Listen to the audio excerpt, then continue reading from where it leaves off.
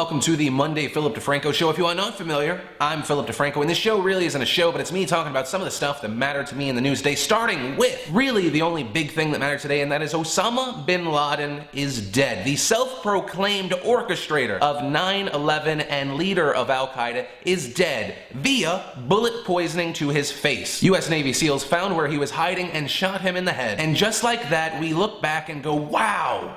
10 years. 10 years to take down the man that hit us so hard. 10 years to get the man that changed our lives. In fact, Osama bin Laden was killed Sunday, the 8-year anniversary of that famous day. President Bush walked onto that aircraft carrier and said, "Mission accomplished." A term which has now become a huge part of our political game. Mission accomplished. So now, of course, the big thing, did he really die? There are many Donald Trumps out there that don't believe anything they hear, which, you know what? It's good to keep your head on a swivel. But from what early reports say, there are pictures, video, and DNA evidence. And Osama bin Laden has been given a burial at sea as a Muslim tradition. And so it's done. It's happened. This is a huge moment in American history. It's a huge moment in world history. People used to ask me where I was on 9/11. And my answer is, I was in a high school classroom and they swung in a TV so we could watch. And my classmates and I saw live the second plane go into the towers. And I can't properly say what that made me feel. But what I do know is they will talk about Sunday in the same way. The only difference is people will smile. Because in many people's minds, America finally got its man. The most wanted man in the world. In Barack Obama's address last night, he said, "This fight was brought to our shores." And it was. It wasn't a Muslim attack onto our country. It was an extreme terrorist organization. A bunch of crazies who decided to attack us. And if we can be honest, the way it was handled for a while, terrible.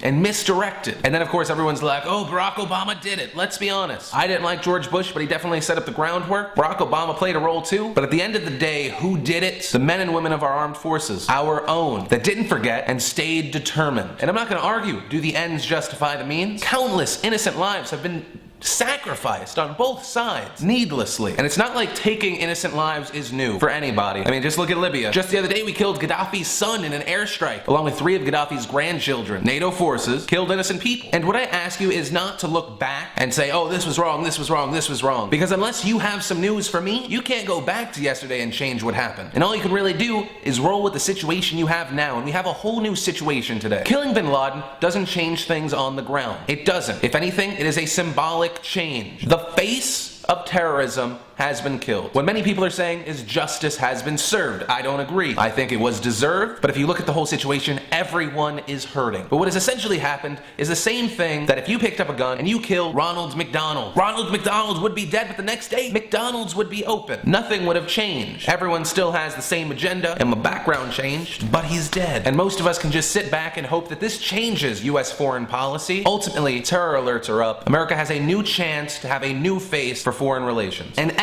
ultimately, Osama bin Laden has been announced dead just in time to revive a sputtering Barack Obama re-election campaign. That's good TV. The end of an era. And of course, America took to the streets last night. In fact, I believe most people were confused by what they felt. A man is dead, and people took to the streets to cheer and dance and sing because a countless number of people now have closure. Whether people were personally affected or not, we all look back at 9/11 as a dark spot in our history. The day that we were hurt, and of course the missteps in our actions overseas. But with the death of bin Laden comes hope, comes change, all those things that people wanted and were promised, even if it doesn't change how things are on the ground. But guys, that's really the only story I want to talk about today. I feel like if I did talk about anything else, I would be doing an injustice to this, a moment in history, a true moment in history. And so with that, I'd like to ask you our question of the day today, which is, where were you when you heard the news? How are you reacting? Just any of your thoughts on the subject, because I know a lot of you are probably confused, or extremely angry, or extremely happy. Let me know in the comments down below or in a video response. But guys, that's all for this Monday. If you notice my background, I'm not at my house. I'm currently in Georgia with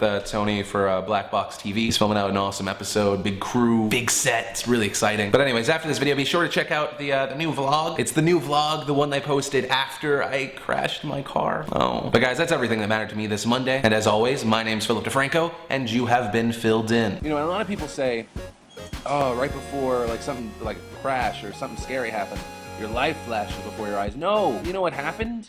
I looked and all I saw was a fucking wall coming at me.